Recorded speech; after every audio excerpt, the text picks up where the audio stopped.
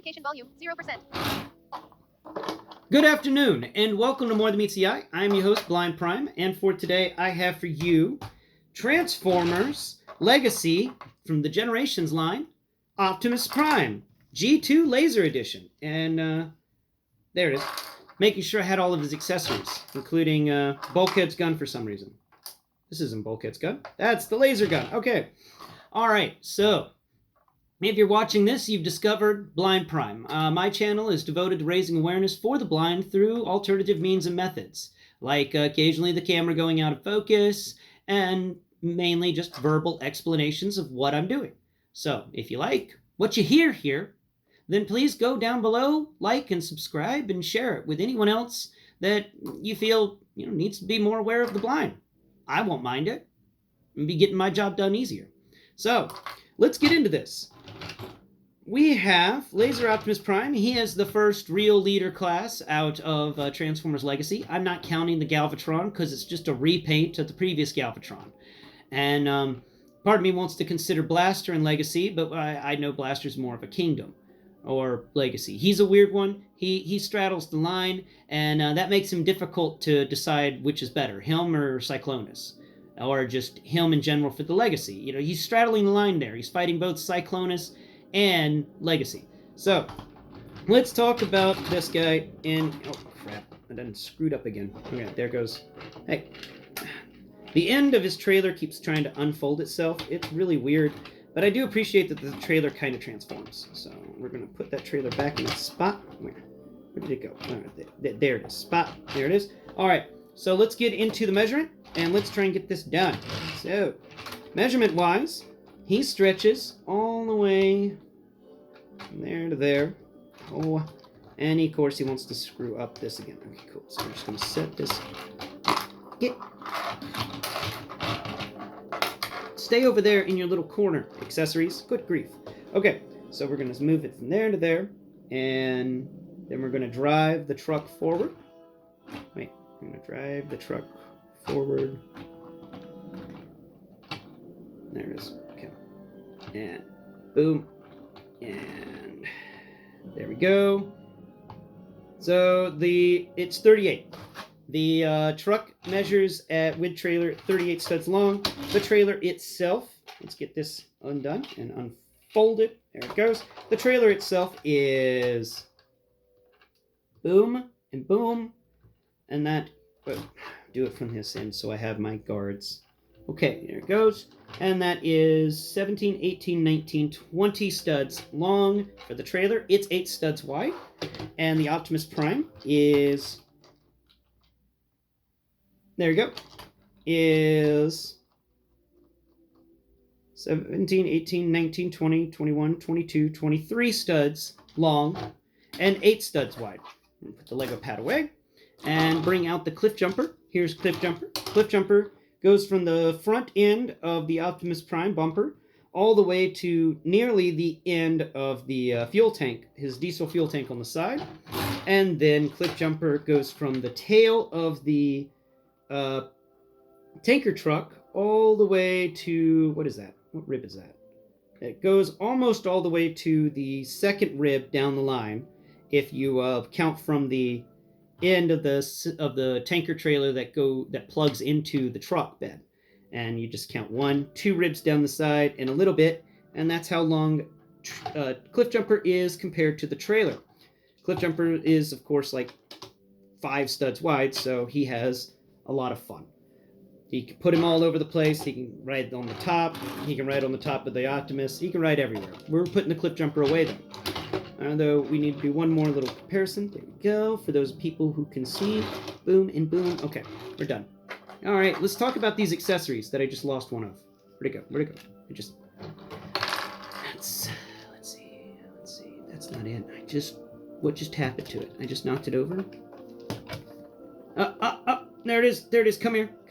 Okay, so he comes with this double laser thing. It has 2 lasers on it. And a little stud on the underside, a siege port. And it's going to plug into the siege port on the top of the trailer. And the trailer, counting the siege port on the top, has 4 siege ports. So we're going to just this little laser gun, and it's got a little indentation on the top, and that's the cap where fuel or whatever is getting put into the tanker. That's where it would go in at, which is really cool that they included that. And they even have this little bit on the end that's more like the attachment point for a hose or something. And the way it's molded, this gun, it's got a little some waffling underneath, but when you plug it into this this spot at the top of the trailer, it fits in there so well that it just kind of molds with the rest of the trailer, and I really like that. Now we'll talk about the trailer.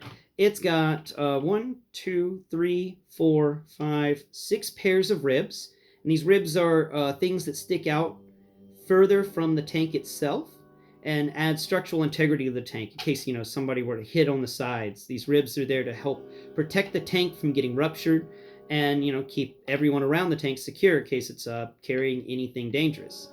Now, interestingly enough, a lot of these ribs end in what feels like a rectangular siege peg that we've been seeing in the entirety of the War for Cybertron and now Legacy line. So I'm wondering if you can actually put anything that has those thin rectangular ports. You could probably just put a lot of them on this, and that would make it 1, 2, 3, 4.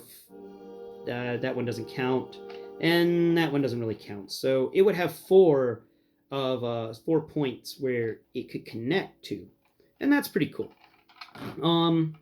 The detailing on this guy is really well done when it comes to the molding. You've got the round flat tank, and it feels excellent. And there's even like little dents in it. Like there's a little crack or something right there that's just in that one spot, but it kind of feels like a part where the tank was just folded over a bit. Maybe extra welding done there. It's on the other side too.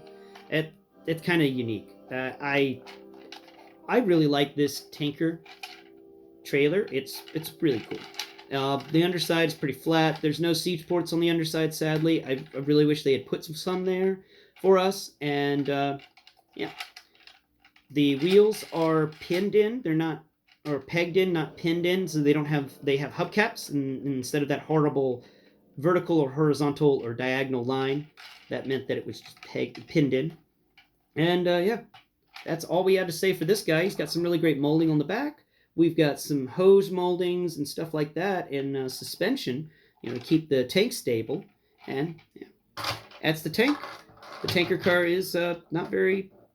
It's kind of cool. All right, so we'll get to the other accessories because the tank car is considered an accessory. We'll talk about the sword. The sword is nice. The sword stands as tall as a bumblebee. Where's our bumblebee? Where's our bumblebee? Bumblebee. Here's the bumblebee. All right. The sword stands from, if you put it flat on the ground at its base, all the way up to a bumblebee's height. That's pretty cool. This is a long sword.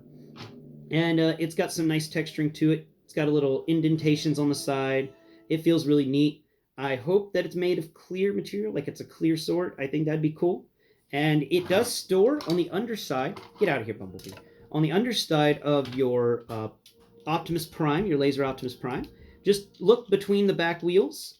And what you do is you feel between the back wheels, because there's 2 wheels on each side, so you put your finger directly between those 2 wheels, and then you go halfway into the truck, or halfway under the truck. And what you do is you find that location that's exactly between the 2 pairs of wheels, and exactly between those 2 wheels, between the 2 wheels on each side. I know, a little confusing to explain, but when you put the sword there, it will just kind of want to go into its appropriate place. And it doesn't always... Oh, I had it upside down by accident. Make sure that you put the siege pegs that are on either side of it in the right spots, or else you're going to have a bad day. Now, there should be a way to fold it in here better, but I haven't been able to figure that out, and it just kind of sits there. At least it used to. I don't know what's going on today. See? Sword. There it goes. Okay, so there's the sword. You can drive the truck around with it, and if you want the sword to get out from underneath it, just... do that. Oh, it didn't do that. But we'll take it out from underneath. All right, next accessory is this, what I nicknamed the Lollypop. So you can pull out this handle from the back of it. It unfolds. It's even got a ratchet joint, which is cool. And it makes a little handle, and they say it's supposed to be an Energon axe. But honestly, it doesn't really feel axe-like. It feels more like a big lollipop that you would buy at Disney World or something. And so that's what I call it. But you can put it in a Transformer's hand, and then you fold this the axe head or the lollipop backwards on the hinge, and then it will fold over the hand of whatever robot's holding it, and it acts more like a buckler or a small shield. I don't really understand this accessory a lot. It mainly just gets in the way. I keep it on my Optimus Prime as an arm thing, but I can't find any place to store this accessory.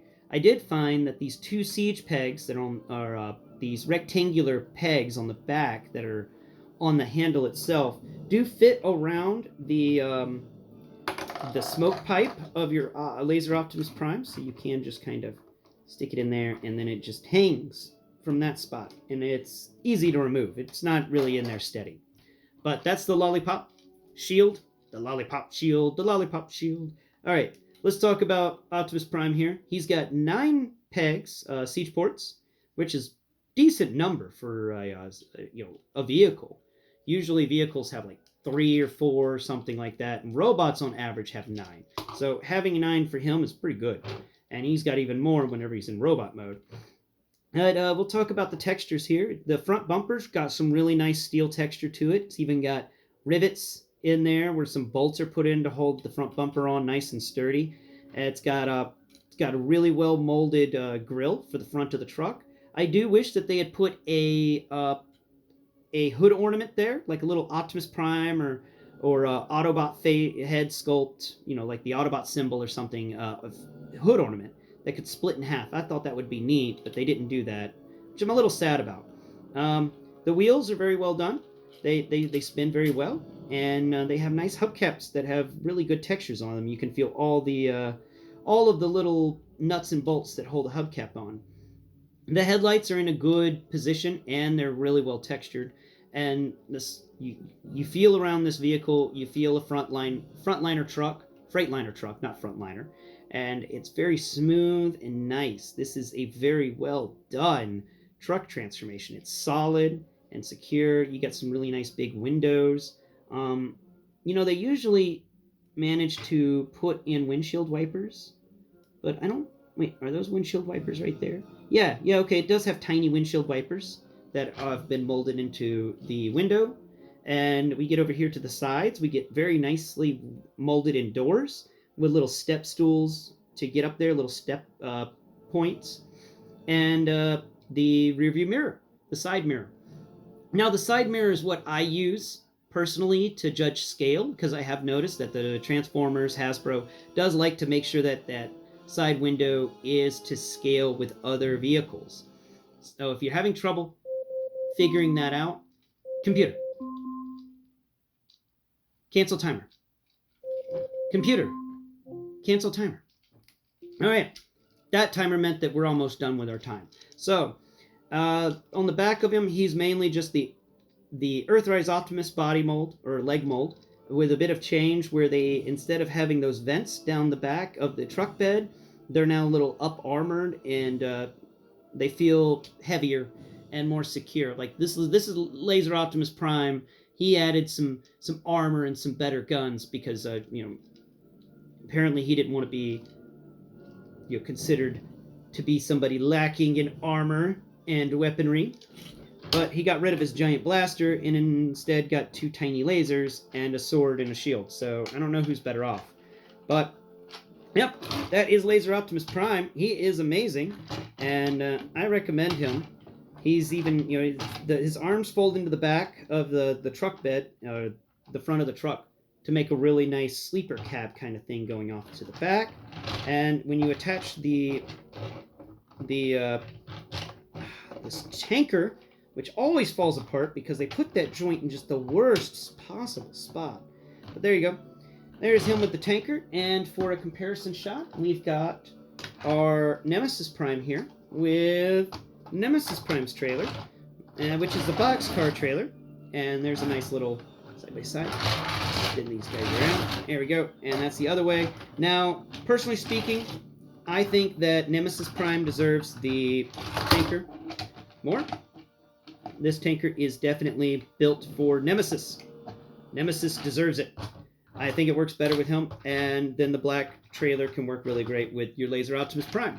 And yeah, so if you want a really better looking Nemesis, then get Lazer Optimus Prime so you can have a nice trailer there. Anyway, guys, I have blathered on to you long enough about Lazer Optimus Prime. Tune in next Prime. I will be discussing his transformation in our new Blindformers episode. And then after that, we'll have another More Than Meets the Eye episode where I go in-depth review of the robot mode. Thank you for watching, and please like and subscribe to help me raise awareness for the blind. Tune in next Prime.